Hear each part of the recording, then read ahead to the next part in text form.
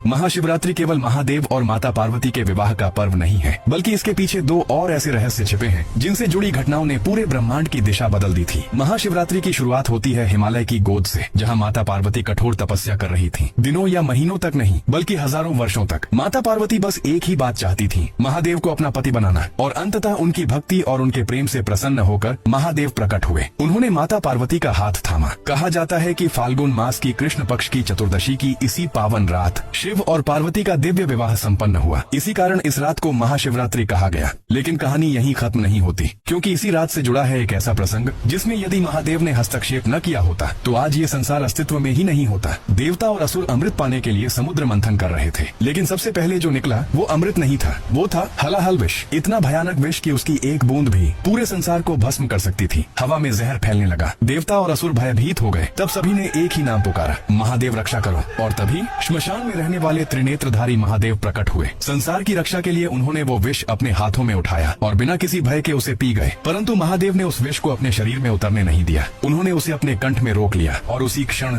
महादेव का कंठ नीला पड़ गया। इसलिए वे नीलकंठ कहलाए। जिस शिव को लोग संहारक कहते हैं, उसी शिव ने उस दिन संसार को बचाने के लिए अपने भीतर प्रलय को रोक लिया। और माना जाता है कि ये महान घटना भी इसी पावन रात से जुड़ी है। लेकिन तीसरा कारण सबसे रहस्यमय है। एक बार ब्रह्मा और विष्णु के बीच विवाद हो गया। दोनों में अहंकार जाग उठा कि इस सृष्टि का सबसे महान कौन है। तभी अचानक उनके सामने एक तेज प्रकाश प्रकट हुआ और उस प्रकाश ने रूप लिया एक विशाल अग्नि स्तंभ का। इतना ऊंचा कि उसका शिखर दिखाई नहीं देता था और इतना गहरा कि उसका अंत नहीं मिलता था। ब्रह्मा जी ने कहा, मैं इसका शिखर खोजूंगा, और वे हंस पर सवार होकर ऊपर उड़ गए। विष्णु जी ने कहा, मैं इसका अंत खोजूंगा, और वे वराह रूप धारण कर नीचे पाताल की ओर चले गए। समय बीतता गया, न ब्रह्मा जी को शिखर मिला और न ही विष्णु जी को अंत। दोनों थक गए, हार गए। और तभी उस अग्नि स्तंभ से एक दिव्य स्वर गूंजा और उसी स्तंभ के भीतर से महादेव प्रकट हुए। महादेव ने कहा, तुम दोनों मुझे समझने की कोशिश कर रहे थे, पर मैं अनंत हूँ। मैं ही आरंभ हूँ, मैं ही अंत हूँ। और उसी अग्नि स्तंभ का प्रतीक बना शिवलिंग। और माना जाता है कि यह प्रकट होना भी इसी महाशिवरात्रि की रात हुआ था। कमेंट में हर हर महादेव जरूर लिखें।